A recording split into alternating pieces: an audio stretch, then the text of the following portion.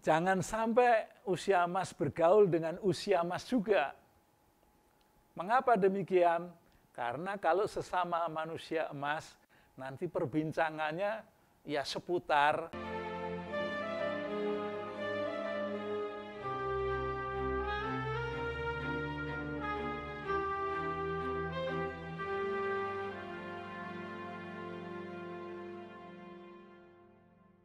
sahabat usia emas yang tercinta. Saya Pracoyo ingin mengajak sahabat usia emas untuk tetap sehat dan terus sehat.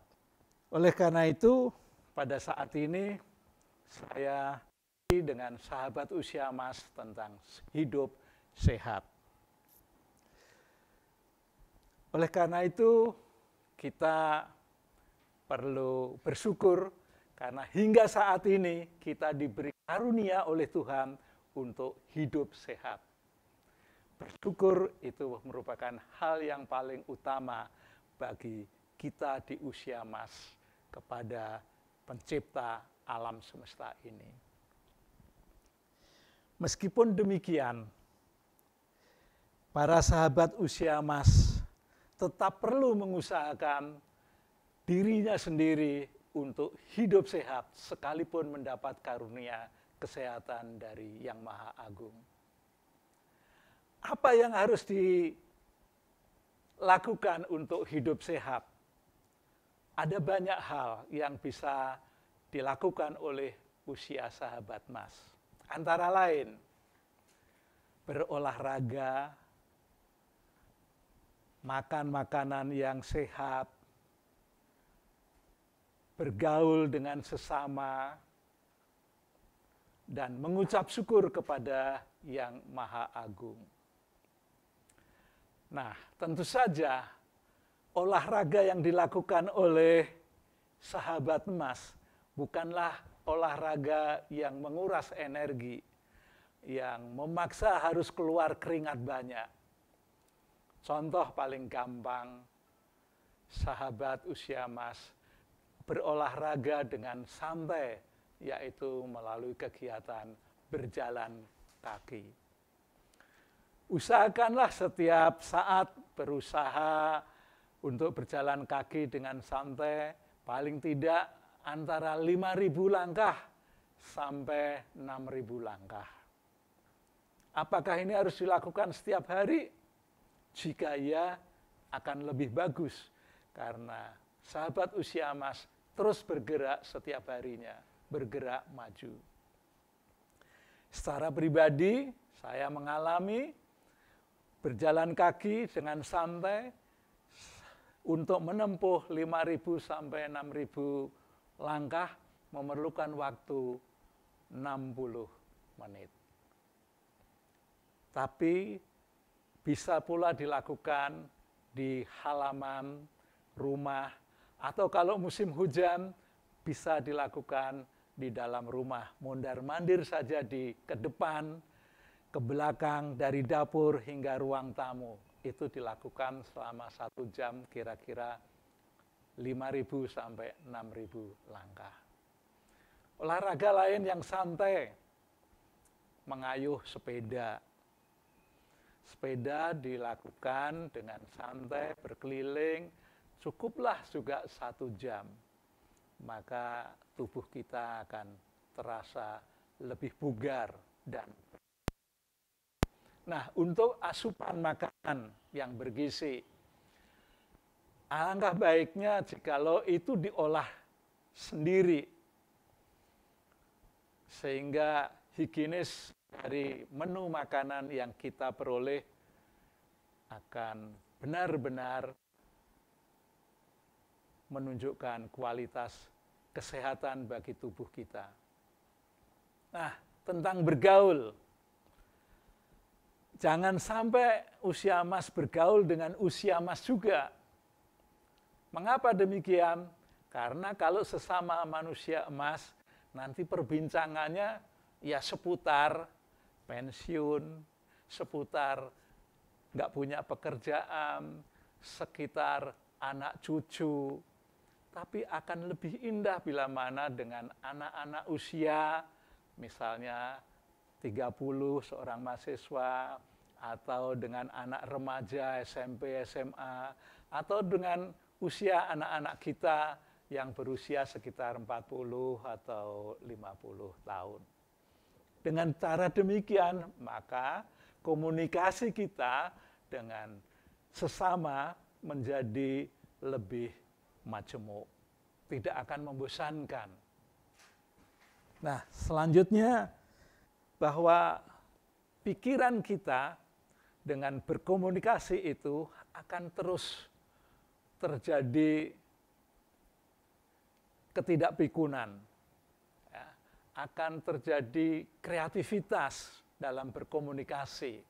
Karena tadi komunikasinya yang dengan sesama yang tidak seusia itu menimbulkan dialog-dialog yang luar biasa. Oleh karena itu, pikiran kita akan bertumbuh, akan terus berkembang. Dan pikiran itu sebenarnya berkaitan erat dengan tubuh kita. Mana ada seseorang yang mau pergi ke warung tanpa berpikir dulu, misalnya mau belanja. Tentu dia memikirkan terlebih dahulu apa yang ingin dibelanja. Setelah pemikiran selesai, barulah mereka bertindak, berjalan menuju ke warung untuk berbelanja. Begitu halnya dengan kegiatan-kegiatan lainnya. Oleh karena itu, pikiran kita akan terus-menerus berhubungan dengan tubuh kita. Semakin banyak yang kita pikirkan, maka semakin banyak tubuh kita bergerak. Sahabat usia emas yang tercinta, berpikir untuk sehat terus, maka pikiran kita juga akan mencari jalan keluar bagaimana untuk hidup sehat. Dan tubuh kita pun akan mengikuti cara berpikir hidup sehat itu sendiri. Nah, tadi sudah kita perbincangkan bahwa untuk dapat sehat yang kita upayakan sendiri bisa melalui olahraga, bisa melalui komunikasi, bisa melalui tindakan-tindakan nyata lainnya. Pola makan yang baik tadi juga sudah saya kemukakan, di antaranya ada bahan sendiri. Apakah itu mau dilakukan oleh istri, kalau punya asisten rumah tangga itu juga bagus, tapi kalau tidak punya asisten rumah tangga, ya lakukan sendirilah untuk mengolah makanan. Karena mengolah makanan saat ini sangat mudah, sangat gampang sekali. Nah, tapi bagi usia emas, perlu hati-hati dengan adanya racun putih. Nah, racun putih ini jangan sampai dimakan secara berlebihan. Karena racun putih ini sesungguhnya kalau sudah menjadi olahan enak sekali. Apa saja sih racun putih itu? Racun putih itu antara lain 1, gula, 2, garam, 3, terigu.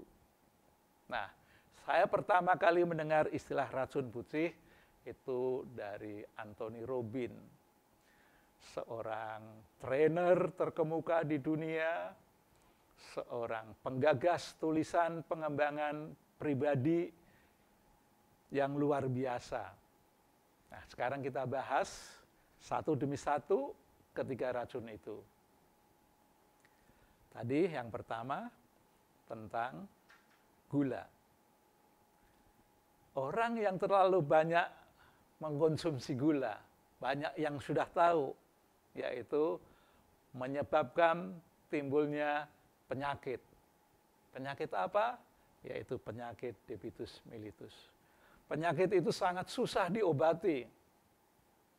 Kalau seseorang sudah terkena penyakit diabetes mellitus, maka penyakit itu seringkali mengundang sahabatnya yang ada 2 lagi, yaitu berkenaan dengan jantung, berkenaan dengan darah tinggi.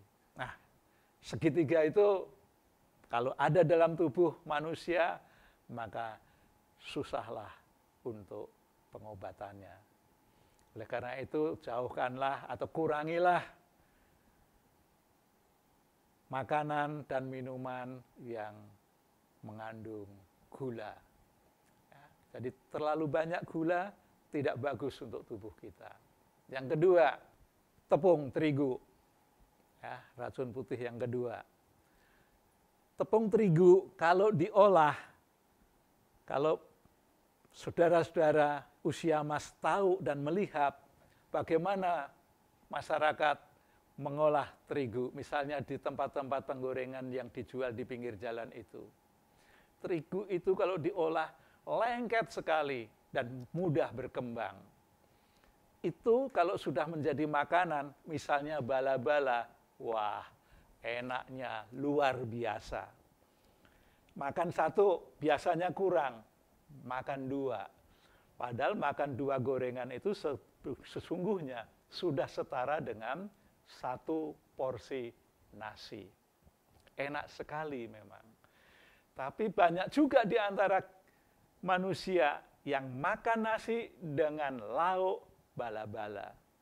Jadi bala-balanya dua gorengan dan satu porsi piring, maka itu sesungguhnya kira-kira makan 2 porsi nasi. Luar biasa. Dan tentu saja olahan terigu itu kalau sudah masuk ke dalam perut kita juga akan susah loh kira-kira kalau diolah oleh usus yang tugasnya mencerna makanan.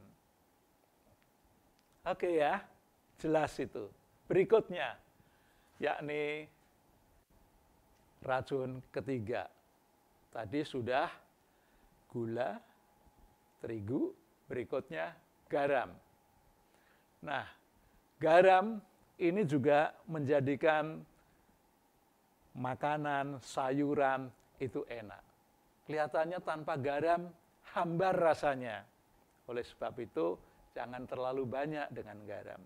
Sebab bila mana makan garam terlalu banyak atau tercampur dengan olahan-olahan makanan seperti gorengan, sayuran, sayur yang dimasak di rumah tangga kita, maka itu dapat menyebabkan gangguan ginjal maupun mengurangi kemampuan otak untuk berpikir.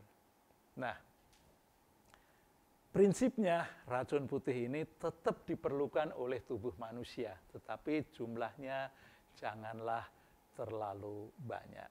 Pada saat ini dari ketiga itu yang paling banyak mengganggu manusia yaitu gula.